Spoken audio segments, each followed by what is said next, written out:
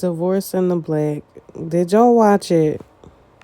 So let's start with the strong points. Megan Good looked really pretty. Debbie Morgan and Richard Lawson played their roles really well. And that's about it.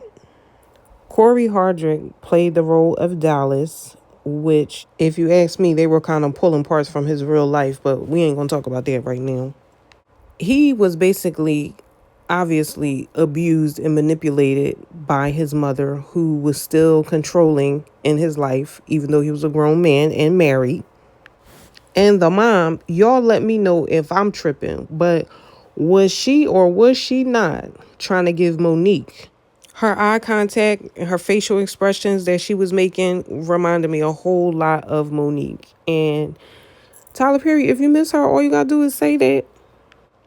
Because Monique should have played that role. She was the only thing missing from the movie. But to make a long story short, because this movie was too long for me, we could have got this over with in about an hour and 20 minutes.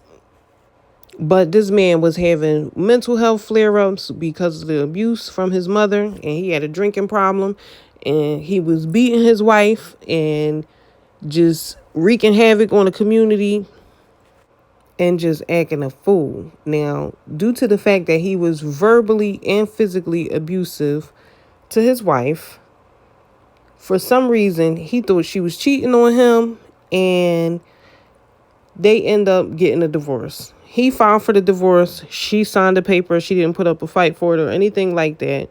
And then the next thing you know, things start getting physical because he starts stalking her, harassing her friends and family.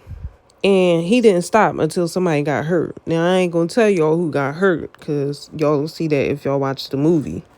And we could talk about that in the comments. But Tyler Perry, are we ever going to get a film from a male's perspective?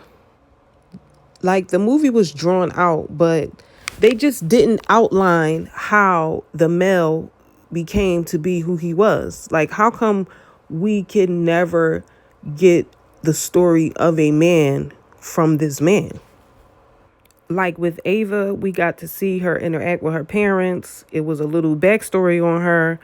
But with the guy, the only thing that was really said about him was what happened at the beginning and the little random things that he would blurt out when he was drunk. But there was really no elaboration on the male experience.